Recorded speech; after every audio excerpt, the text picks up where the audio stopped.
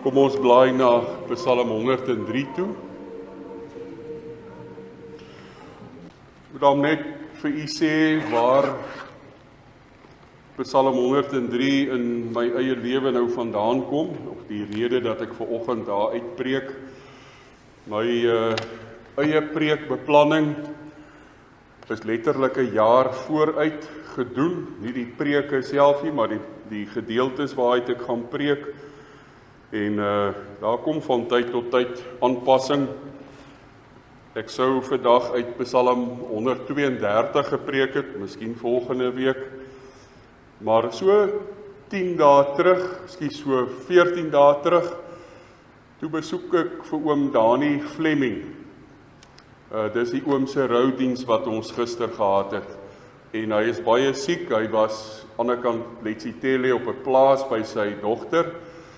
En ons het oor sy lewe gepraat en die moontlikheid dat ons mekaar nie weer gaan sien nie. En ek het vir hom gevra, oom Dani, waaruit wil oom hê moet ek oom se diens lei as ons mekaar nou nie weer sien nie?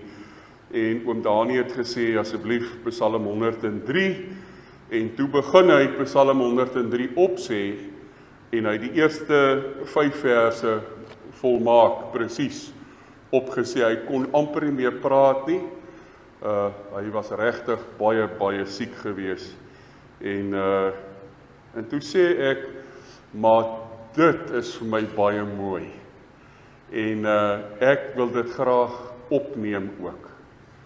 En ek wou dit nou nie vandag vir julle kom speel nie, ek het dit toe opgeneem, want oom Dani het nie baie goed geluid nie, hy het baie maar geword. Oom Dani het altyd daar agter Richard Fik hulle gesit, langs dan die Julie, partykeer langs dan die Ansie, en hy het baie agteruit gegaan. Maar die aangrypende was dat hy Psalm 103 so mooi aangehaal het, dat ek net kon sien, maar dis deel van sy lewe. En toe het ek gister die diens daar uitgelei, sy roudiens, en soos party van julle weet, op Facebook het ek so ietsie gesit oor Psalm 103, en hoe ons daar net die Here se ewige liefde ervaar, en ek het gedink dat ek dit vandag ook net wil deel. So ek vra groot om verskoning vir die van julle wat nou bo 70 is, wat by die roudiens was. Ek het nou gedink, omdat julle nie vandag hier mag wees nie, kan ek maar vandag weer dieselfde preek, en nou is julle hier, maar dis al net so 2 of 3 van julle, so vir daai 2 of 3 vra ek nou so 'n bietjie om verskoning, dis regtig nie, is regtig letterlik 2 of 3, maar dis nou Psalm 103 vandag, nie gerecycle nie, ek kan dit eerlikwaar sê, ek het geen teks voor my nie, ek preek uit die hart uit, soos wat dit altyd behoort te wees, maar ek kan regtig sê, dis omdat die Here met hierdie Psalm is deur my. So, ek het so 'n bietjie van 'n PowerPoint, daarom net dat ons moet rigting hou, maar dit wat die Here vandag wil sê, glo ek, wil hy vir jou sê, en dat dit vir jou vir altyd, want ons gaan altyd, as ons terugdink aan ons lewe, aan hierdie ou onstuimige tyd terugdink, nê, van hierdie ou virus, en dat dit vir jou 'n bakenpunt gaan wees, 'n ankerpunt, dat jy altyd sal onthou, saam met die sleg, het ek daai keer, en dit gaan nie oor my wat dit preek nie, maar dat ek daai keer die vastigheid van die woord van die Here beleef, en ek hou vas aan dit wat ewig is, en dit wat onverganklik is, en aan hom wat onverganklik is. So dis die agtergrond net van hierdie pragtige Psalm, en hoekom ons dit lees vandag, en daarvoor gaan ons vra dat die Here deur sy woord met ons moet praat. Here, ons is vandag hier, omdat ons nie sonder U kan lewe nie, sonder U woord kan lewe nie, en ons weet dat hulle wat nie hier is nie, wat dit gekies het, ook nie sonder U of U woord kan wees nie, maar dat omstandighede hulle verhoed om hier te wees. En ons sal sommer hier aan die begin sê, Here, ons hoop en ons sekuriteite lê by U. Ons is regtig vir niks bang nie. Ons is nie bevrees nie, want U die Here is hier, gister, vandag en môre dieselfde. En U is baie groter as enige bedreiging wat ons hier op aarde in die gesig mag staar. Dankie vir U woord en dat ons sekuriteit en ons troos en ons anker in U woord lê. En dankie dat U deur die woord vandag, deur die Bybel aan U woord kom. Ons vra en ons bid dit in Jesus se naam. Amen.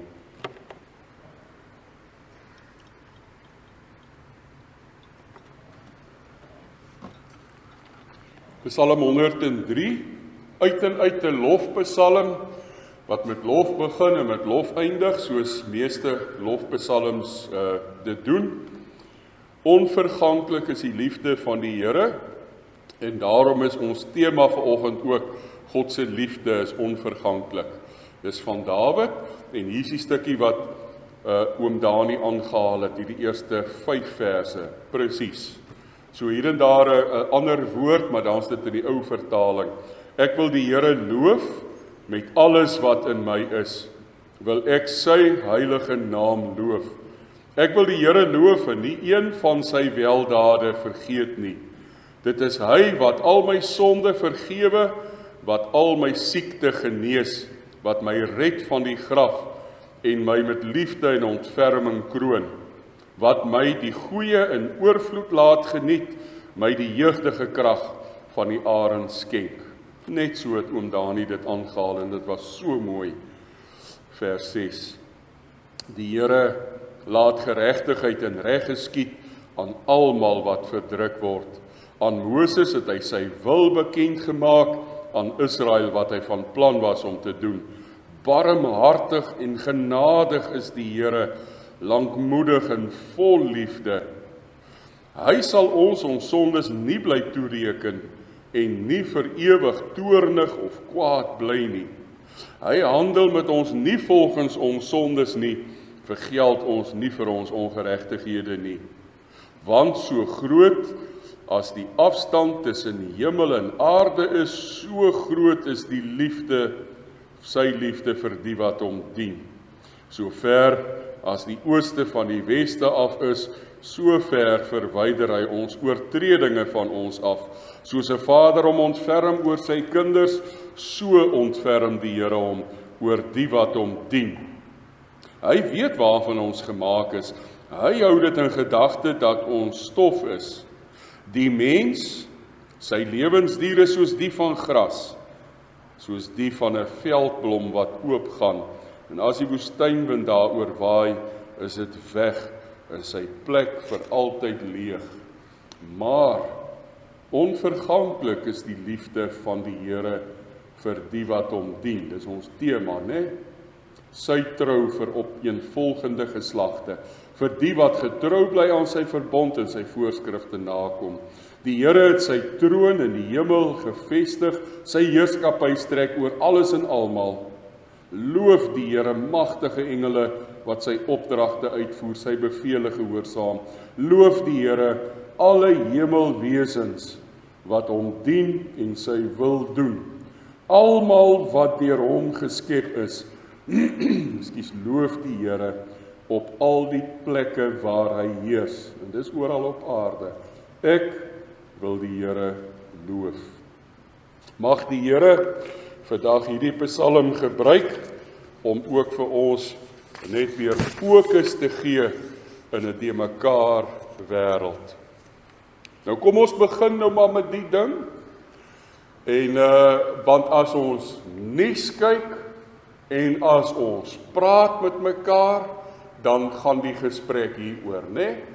En dit is nou hierdie ding wat in die wêreld ingekom het, wat gebeur het, wat niemand van ons voor die tyd ooit sou kon droom van nie. En dit herinner vir ons aan ons verganklikheid. Ons is verganklik.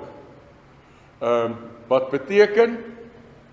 Mens besef maar net weer, jy weet dit, maar jy besef sommer net weer, sommer so 'n klomp 100 mense op 'n dag, wat bang was en wat die virus gekry het en wat sterf, en oral is dit nou maar so dat 'n mens bietjie nadink oor jou eie lewe. As dit nou bietjie nader aan ons moet kom, is nog nie so naby soos wat dit op ander plekke is nie, né? Daar in Italië byvoorbeeld, hoe gaan ons dan voel? Watse maatreëls gaan ons dan in plek hê? Hoe bang gaan ons dan wees? Hoe paniekerig gaan ons wees? 'n Mens dink aan jou eie verganklikheid. Soos by 'n roudiens of 'n begrafnis word 'n mens gekonfronteer met die feit dat ook jy nie vir altyd gaan lewe nie. En dit kan 'n mens nou morbied maak. Dit kan 'n mens kwaad maak en jy kan jou lus vir die lewe verloor. Of dit kan vir jou net onderstreep die realiteit van hierdie lewe is, my lyf is nie gemaak vir die ewigheid nie. Dis 'n feit. Hierdie voertuig wil ek amper sê, wessel in Engels, waarin ek lewe, is net gemaak vir 'n tyd lank hier op aarde. As ek nou hier van aarde af weggaan, dan kry ek 'n nuwe een, wat vir altyd gaan wees, met die Here se wederkoms, né? So ons moet vrede maak met die feit, dat niemand wat hier sit, vir altyd, hier op aarde, gaan lewe nie. Maar, as jy seker is, jy's 'n kind van die Here, dan het die ewige lewe alreeds vir jou aangebreek. Al wat moet gebeur is, jy moet nou na jou dood jou nuwe liggaam kry met die koms van Jesus Christus. Maar die ewigheid het klaar begin. Daar gaan nie 'n tyd kom dat jy nou afskeid neem van hierdie voertuig waarin jy gelewe het, jy gaan 'n nuwe ene kry. So vir baie mense is dit nou slegte nuus, né? En dit staan ook in Psalm 103. Dit staan daar dat ons lewe is maar soos 'n veldblom, né? Niemand gooi hom nat nie, niemand sorg vir hom, geen mense die Here sorg vir hom, maar hy's vandag daar, môre is hy weg. Dis soos as 'n mens in die wildtuin rondry en vandag was daar nog 'n tak gewees, of ek môre het die olifante hom afgebreek, nee. Dis die realiteit en die verganklikheid, dis waarmee ons as mense vergelyk word. 'n Veldblom vandag is hy hier en dan waai die warm lug oor hom, môre is hy gone, weg. Nou dit kan 'n mens morbied maak, behalwe as jy verstaan wat net daarna staan. En dit is dat God se liefde vir ons onverganklik en ewig is. Dit staan daar. Daar staan maar. Dis 'n feit, ons gaan almal doodgaan, maar God se liefde vir sy kinders is onverganklik, is ewig, is vir altyd, vir ewig, van ewigheid af, ook vandag deur die hede tot in ewigheid, gaan die Here vir jou en vir my lief wees en lief bly tot in alle ewigheid. Ons verdien dit nie, ons kan dit nie lekker verstaan nie, daar's nog sonde in ons lewe, die Here vergewe daai sonde, maar die Here wil in 'n verhouding met hom staan, met ons staan, ekskuus. As ons in Hosea gaan lees, die boek waarmee ons nou in ons Bybelstudie in die gemeente besig is, dan draai hulle rug op die Here, dan hardloop hulle weg vir die Here, letterlik staan dit daar. Maar nog steeds is die Here se genade en liefde so groot, dat hy na hulle toe gaan. En dat hy in Hosea 'n liefdesaanbod, eintlik 'n aanbod om met hom getrou te wees, in die huwelik te tree met hulle maak. Hoe wonderlik is die God wat ons aanbid nie, vol liefde. En ons lees van sy liefde in hierdie Psalm 'n paar keer. Ons lees die mooiste metafoor of beeld van God se liefde vir ons, is sekerlik as daar staan, sy liefde vir ons is so groot soos die afstand tussen hemel en aarde. Hoe groot is daai afstand? Nee, dit kan 'n mens nie meet nie, né? Die afstand tussen die aarde en die laaste deel van die uitspansel van die blou en die swart daar buite die hemelruim. Waar eindig dit? Daar seker 'n einde, maar ons weet nie waar is dit nie. Geen mens sal ooit daarby uitkom nie. So dit is oneindigend ver. En so groot is die Here se liefde vir jou en vir my, vir sy kinders. Daaraan kan ons vashou. Ons kan nie aan die lewe vashou asof dit vir altyd gaan wees nie.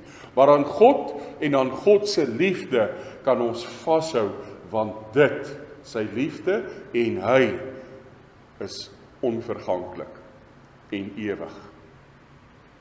Hier staan ook dat sy liefde vir ons is soos die liefde van 'n goeie pa vir sy kinders.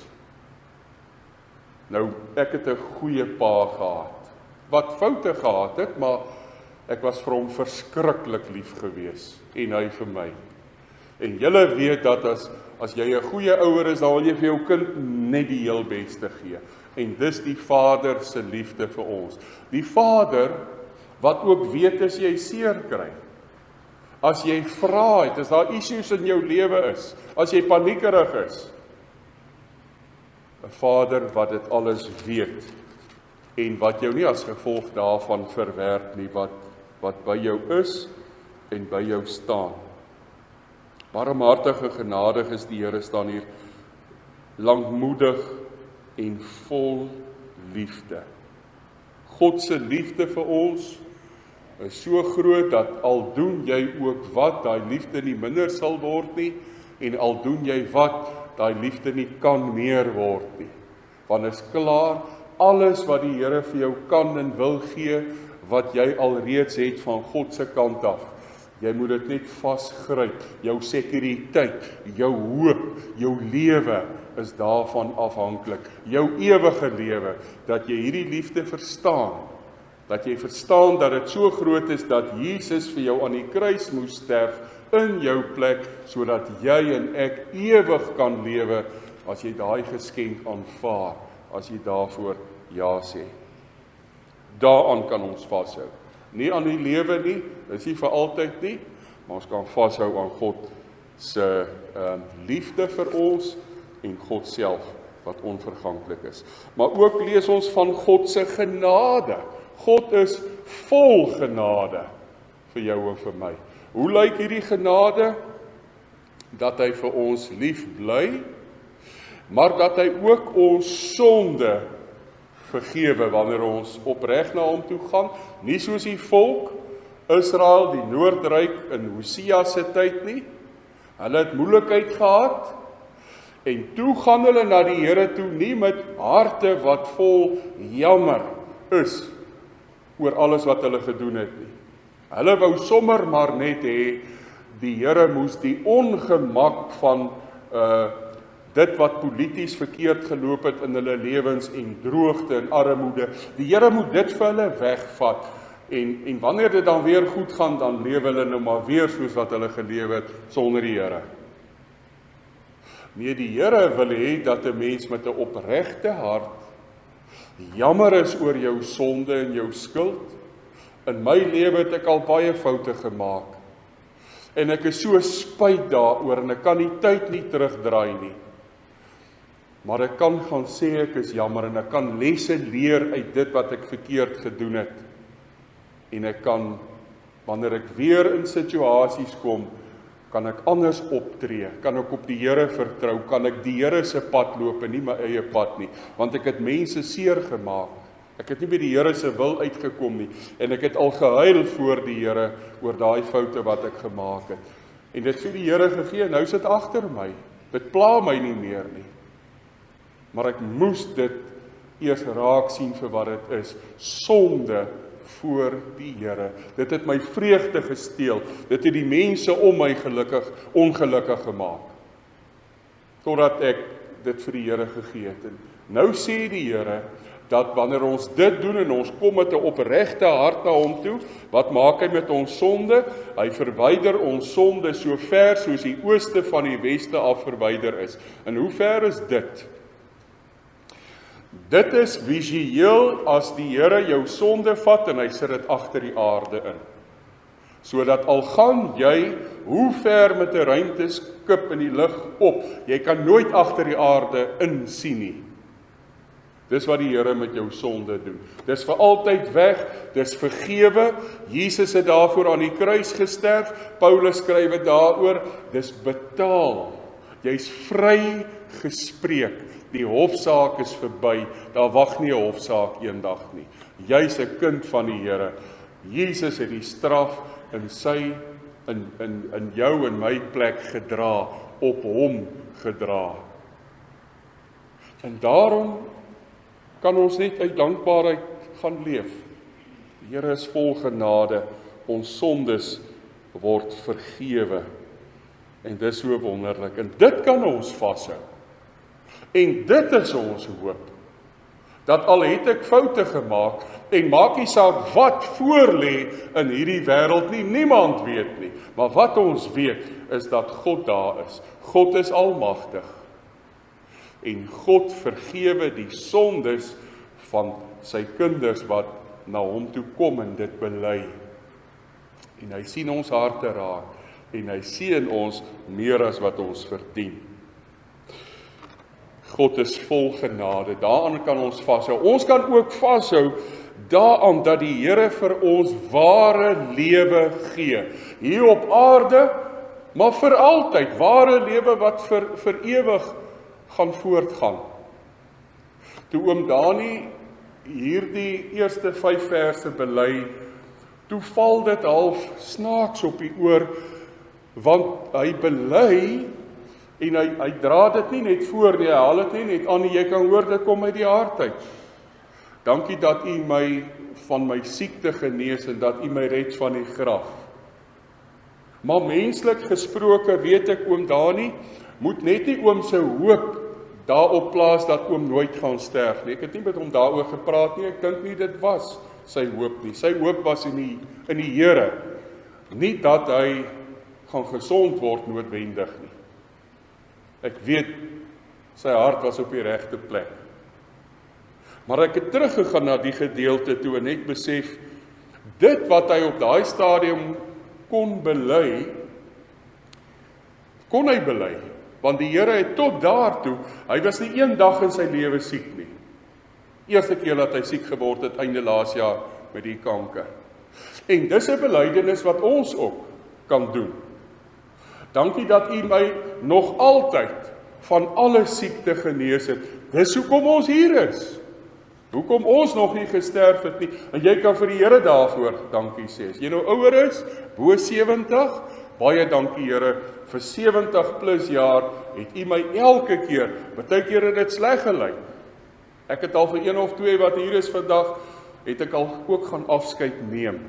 En julle het teruggekom, want dit was nog nie die Here se tyd gewees nie. So, ook ons kan daai belydenis doen. Dankie Here, dat u my nog elke keer gesond gemaak het. U was nog elke keer daar, en tot nou toe het u my gered van die graf. En so by the way, iemand wat sterf, weet ons mos nou, dis maar 'n term, hy lewe eintlik vir altyd. Gister in die begrafnisbrief het die mense so mooi in die teenswoordige tyd gepraat in die begrafnisbrief. Ek het gedink dis baie mooi. Nie van, hy was 'n kind van die Here nie, maar hy is 'n kind van die Here. So, die dood is op die ou einde iets anderster as ophou bestaan. En dis dit wat mense bang maak en paniekerig raak. Nee, dis 'n oorgang van hierdie lewe na daai lewe. En vir hierdie lewe sorg die Here vir ons. Hoor wat skryf hierdie psalmdigter, sommer net so 'n paar goed.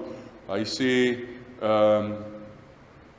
ek wil die Here loof en nie een van sy weldade vergeet nie. Wat beteken 'n weldaad? Al sy goedheid, al sy guns, sy seën, alles wat ek in my lewe van die Here ontvang het, ek wil dit nie vergeet nie. Hy het nog altyd vir my gesorg.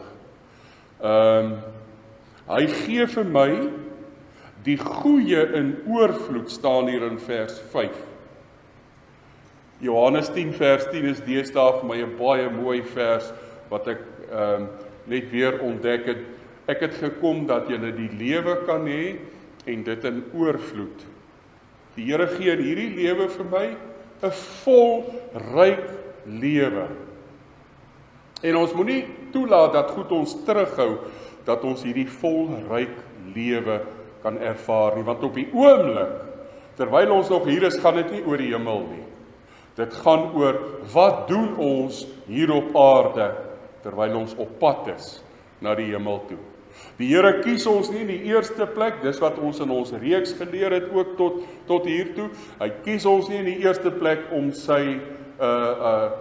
om mense te wees wat eendag hemel toe gaan nie. Dit is so, maar hy kies ons om hier op aarde sy kinders te wees wat elke dag vir hom lewe. Lewe en dit in oorvloed. Hier staan, hy laat reg en geregtigheid geskied aan almal wat verdruk word, en hy maak sy wil bekend aan alle mense. Dit is so wonderlik. Wat het die Ou Testamentiese mense verstaan van die volle raadsplan van God? Baie minder as wat ons vandag, dit is net genade, ons is nie slimmer nie, maar ons lewe na Jesus, en ons het die Nuwe Testament saam met die Ou Testament. God maak sy wil aan ons bekend, en wat 'n voorreg is dit. Ons weet presies wie ons God is, ons ken hom nie ten volle nie, hy is te groot daarvoor, maar ons weet wat ons plek is, en ons weet wat sy plan is, en ons weet wat hy van ons verwag. As niemand wat kan sê ons weet nie wat die Here van ons verwag nie. Hier staan verder, ek spring net weer terug na vers 5 toe. Hy gee my die jeugdige krag van 'n arend. Nou ons almal het dit nou nie meer nie. Ek voel maar die kragte sypel so met die jare uit my bene uit, maar die Here gee vir jou dit wat jy nodig het om vandag hier te wees. En partykeer is dit die jeugdige krag van 'n arend wat jy ontvang van die Here onverdiend. Hy gee vir ons ware lewe hier op aarde in 'n verhouding met hom, waarin ons elke stukkie goedheid raak sien en vir hom die eer gee, maar ons weet ons is ook op pad na 'n beter lewe toe, die eintlike lewe eendag vir ewig in die hemel saam met die Here. En nou kom ons by die laaste punt. En dis eintlik waaroor hierdie Psalm gaan, hierdie is die inhoud, en daarom moet ons die Here loof. Dit staan baie mooi hier aan die begin. Ek wil die Here loof met alles wat in my is. Ek wil niks van dit wat die Here aan my gedoen het vergeet nie. En aan die einde staan hierdie baie mooi goed, 'n oproep dat alles en almal in die heelal die Here sal loof. Vers 22, almal wat deur hom geskep is, loof die Here. So almal, gelowiges en ongelowiges, die natuur, hemelinge, hemelse wesens, almal word opgeroep om die Here te loof. Hoekom? Oor al die goed wat in hierdie Psalm staan, oor dit waaraan ons kan vashou, oor sy genade en sy liefde, dat hy onverganklik is, dat ons sondes vergewe word, en dat hy die ware lewe vir ons gee. Daarvoor kan ons hom loof. Nou wat beteken dit vandag vir jou en vir my in hierdie tyd? Nie vir oor 'n jaar nie, nee, in hierdie tyd. Dit beteken dat ek en jy aan die Here die eer sal gee oor alles wat in ons eie lewens gebeur, en wat in die wêreld gebeur is nie buite beheer nie. God is in beheer. Ek is in my eie Bybelstudie besig met Elia en Elisa se wonderwerke. En ek het gister gelees die gedeelte in 1 Konings 18 waar kraaie vir Elia kom kos gee. 'n Kraai was 'n vuil dier gewees, 'n dier waaraan die Jode in daai tyd nie mag geraak het nie, want hy het dooie goed gevreet. En as jy aan enige ding raak wat in 'n dooie ding geraak het, dan is jy onrein. En daarom was die kraai ook onrein. Een van die kerngoed wat 'n mens in daai verhaal moet raak sien, is dat die Here selfs 'n kraai tot sy eer kan gebruik. Die Here kan selfs die coronavirus tot sy eer gebruik. Hy is nie die outeur daarvan nie. maar hy kan dit wat gebeur in hierdie wêreld gebruik om 'n bietjie die arrogansie van mense in die wêreld, dat hierdie wêreld ons in is, en dat ons kan maak en breek soos wat ons wil, en dat ons nie verantwoording hoef te doen aan enige hoër gesag nie, dat mense wat so dink so bietjie in die bek geruk word, en dat ons net sal besef, nee, ons is nie in beheer nie. Daar is iemand anders in beheer. Dit wat op die wêreldmarkte aangaan, dit wat met mense se werk gebeur, om net weer te besef, dankie Here dat ek werk het, om dit weer te waardeer. Mense wat op geld en goed gefokus het, en gedink het, dit is hulle sekuriteit. Dit het in 'n paar weke so geval, dat mense so bekommerd is. En ons as kinders van die Here, moet in hierdie tyd, ek glo met my hele hart daaraan, en ek wil dit graag self ook doen, ek wil 'n draer wees van hoop. Want die gogga is nie in beheer nie, God is in beheer. En waar mense wanhoop, moet ek en jy hoop praat. En waar hulle wêreld praat, moet ons Bybel praat. En waar hulle dood praat, moet ons lewe praat. Al is daar ook mense wat doodgaan, beteken nie almal wat sterf is ongelowig nie, hulle het net nie reg geglo nie. Maar dat mense ook sal besef, hulle moet nadink oor wie jy is, en waarheen is jy op pad? Waar gaan jy eendag in die ewigheid deurbring? Waar gaan jy wees? Ons is die draers van hoop. Ons wat vandag hier sit, en 'n klompie ander mense saam met ons. As ons negatief word, as ons hoop verloor, as al ons sekuriteite val, sodat ons geen sekuriteite meer oor het nie, wat gaan met die wêreld gebeur? En daarom moet ons met die invloed wat ons het, ek het so 'n bietjie begin op Facebook, om dit te probeer sê op my eie manier, wat jou invloedsfeer ook al is, en teenoor wie jy dit kan getuig, om waarheid te praat, om Bybel te praat, om hoop te praat, om lewe te praat, want dis die waarheid. Nie hierdie kort tydjie in ons lewe, waarin die hele wêreld op hol is nie. En as dit erger sou word, dan gaan vanoggend se boodskap vir jou meer betekenis hê, want ek dink ons kom nog weg daarmee, dat dit nie op die oomblik op ons land, in ons land regtig so erg gaan soos in onder andere Italië nie. Maar wanneer ons daar kom, as ons daar kom, dan gaan dit niks verander aan ons verhouding met die Here nie. Kyk net wat se wonderlike goed het gebeur, en ek wil nou nie die detail daarvan praat nie, maar in ons regering, hierdie week wat verby is, goed waarvoor Christene baie lank al bid, het gebeur, dat 'n staatspresident 'n geestelike lied sing op 'n vergadering. Dis die tipe goed waarvoor ons gebid het. Ek sê nie hy's 'n Christen of nie 'n Christen nie, maar sien net wat is besig om te gebeur, dat mense besef, hulle moet terugkeer na die Here toe. Die president wat met kerke vergader, en vra dat kerke, kinders van die Here, moet bid vir ons land. Dis ongekend in ons geskiedenis, wil ek amper sê. In elk geval die afgelope 20-30 jaar. Ek en jy is die draers van hoop. Die hoop is nie onsself nie. Die hoop is die Here, die woord van die Here. Kom ons doen ons werk, kom ons lewe met hoop en met sekuriteit. Kom ons hou vas aan dit wat onverganklik is, en baie sterkte daarmee. Of ons mekaar volgende week gaan sien of nie, ek glo ons gaan mekaar sien. Ek weet nie wat in hierdie week voorlê nie, dis in die Here se hande, maar vir hierdie week gaan doen waarvoor die Here jou geroep het. En daarom gaan ons vandag, ek sê eers voorlopig amen hier, dis nou die einde van die preek, maar daarom gaan ons ook bely. in wie ons glo en waarin ons glo. Kom ons staan en dan doen ons dit hardop in die volgende woorde.